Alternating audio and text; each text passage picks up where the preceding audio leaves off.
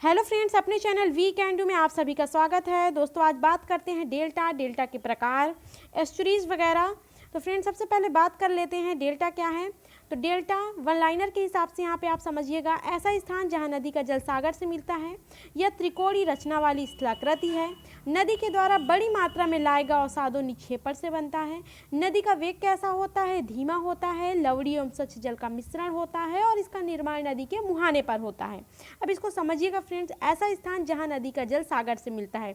ये नदी हो गई और ये सागर हो गया, और ये ऐसा स्थान है जहाँ नदी का जल किससे मिलता है फ्रेंड्स? सागर से मिलता है।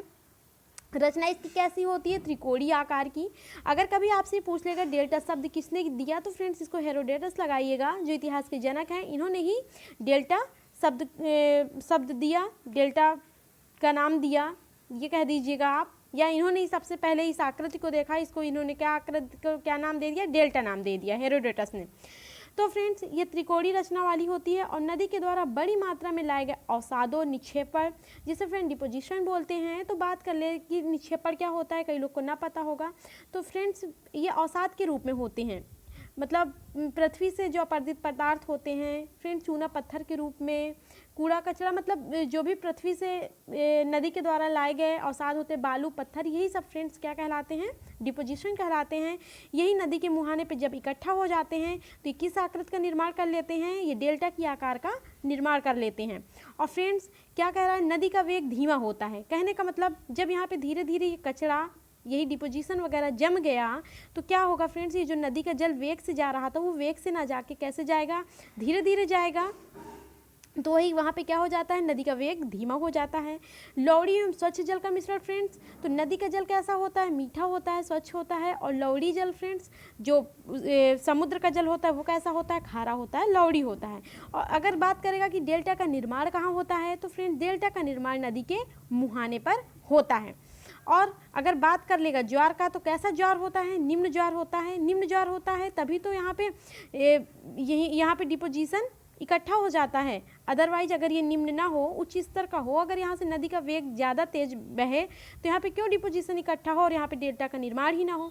तो फ्रेंड्स आई होप डेल्टा समझ में आ रहा होगा कि डेल्टा क्या है। एक बार फिर समझ लीजिए, ऐसे अवसाद जो नदी के मुहाने पर इकट्ठा हो जाते हैं, त्रिभुजाकार आकृति ले लेते हैं, वे डेल्टा का निर्माण करते हैं, जिस कारण नदी का वेग कैसा होता है? धीमे हो जाता है। और इस प्रकार की नदियों में क्या होता है? डेल्टा का निर्माण होता है। अब बात कर लेते हैं डेल्टा कितने प्रकार के होते हैं। तो फ्रेंड्स जो डेल्टा के प्रकार हैं वो होते कई प्रकार के हैं, लेकिन जो मुख्य हैं फ्रेंड्स, जैसे अग्रवर्ती डेल्टा, इसी को दंताकार डेल्टा भी कहते हैं, चापाकार डेल्टा, पंजाकार डेल्टा, पक्षियों के पंजे के आकार का होता है, ज्वार नदमुख डेल्टा, एस्चुरी। तो कभी कभी एस्चुरी से अलग से भी क्वेश्चन पूछ लेते हैं। तो सबसे पहले जैसे अग्रवर्ती डेल्टा है, बिल्कुल शॉर्ट में समझ लेते हैं। यह सागर की सीधी तटरेखा पर नदी के प्रवेश से निर्मित होती है। सममिति मतलब समान आकार की हो, मतलब सममिति आकार की। जैसे सममिति का मतलब जैसे ऐसे ऐसे निर्माण हुआ, फिर ये इस तरह से मिलती चली गई। तो सममिति आकार के होते हैं। अवसादी पदार्थ नदी के मुहाने पर दोनों ओर समान रूप से लगे होते हैं। जैसे ये नदी है और ये नदी का, ये समुद्र है, ये मुहाना है, तो जो डिपोजिशन होता है वो समान रूप से दोनों तरफ लगा रहता है और इस तरह से नदी का पानी समुद्र में जाता है। और इसका सबसे बड़ा उदाहरण क्या है? इटली के टाइबर नदी द्वारा बनाया गया डेल्टा, अग्रवर्ती डेल्टा, दंताकार डेल्टा। फ्रेंड्स इसी को नौका डेल्टा भी कहते हैं। नौका डेल्टा भी कहते हैं। क्यों? क्योंकि जैसे यहाँ से पानी जा रहा है, यहाँ पे डिपोजिशन हो गया, तो कभी कभी ये इस प्रकार की आकृति को भी ले लेती है, इसीलिए इसे नौका कार डेल्टा भी कहा जाता है। अगला डेल्टा चापाकार डेल्टा परिभाषा के तौर पे समझते हैं। जब नदी अर्धशुष्क शुष्क क्षेत्र से तटीय क्षेत्र में प्रवेश करती है तो कई शाखाओं में विभक्त हो जाती है।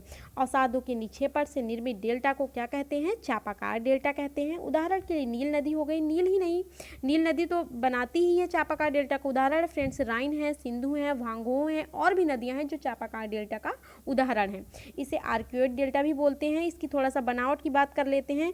ये फ्रेंड्स फेनल कीप के आकार का होता है और यहाँ पे जो निक्षेपण होता है, डिपोजिशन होता है, वो बीच में पदार्थों का जमाव अधिक हो जाता है, जिस कारण नदियाँ किनारे से संक्रामक मार्ग का निर्माण करती हैं और वो कई शाखाओं में विभक्त हो जाती हैं। यही क्या है? ये चापाकार डेल्टा है। फ्रेंड्स इसमें जो निक्षेपित पदार्थ होता है उसका अगर आकार पूछ लेगा तो वो आकार उसका कैसा होता है? बड़ा होता है। अगला है पंजाकार डेल्टा। जब नदी तटीय क्षेत्र में प्रवेश करने के बाद समुद्र के किनारे कई उपशाखाओं में विभाजित हो जाती है। किसमें? उपशाखाओं में। इसमें छोटे आकार के औषधों का निक्षेपण होता है। पंजाकार में क्या था, वो चापाकार में क्या था, जो निक्षेपित पदार्थ था वो बड़ा था। पंजाकार में छोटे छोटे आकार के होते हैं। उदाहरण के लिए मिसिसिपी नदी, जिसे मिसौरी नदी बोलते हैं, और कृष्णा नदी। इंटरनेशनल लेवल पे मिसिसिपी नदी हो गई, कृष्णा नदी। भारत में कृष्णा नदी है जो पंजाकार डेल्टा का निर्माण करती है। और भी नदियां हैं, यहाँ पे मैं कृष्णा नदी का उदाहरण ली हूँ। और इसकी आकृति की बात कर लेते हैं। देखिए फ्रेंड्स, ये पक्षी के पंजे का बर्ड फुट के आकार का होता है। देखिए इसमें क्या होता है, जैसे ये नदी आई, समुद्र में मिलना है जल को, तो निक्षेपित पदार्थ जैसे आ गया यहाँ पे डिपोजिशन, तो ये नदियाँ कई शाखाओं में विभक्त हो जाती है और फिर इसी से कई उपशाखाएं निकलती हैं। यही किसका निर्माण करती हैं? पक्षी के पंजे के आकार का निर्माण करती हैं। तो इसे पंजाकार डेल्टा कहते हैं। एस्चुरी, इसी को ज्वार नद बोलते हैं।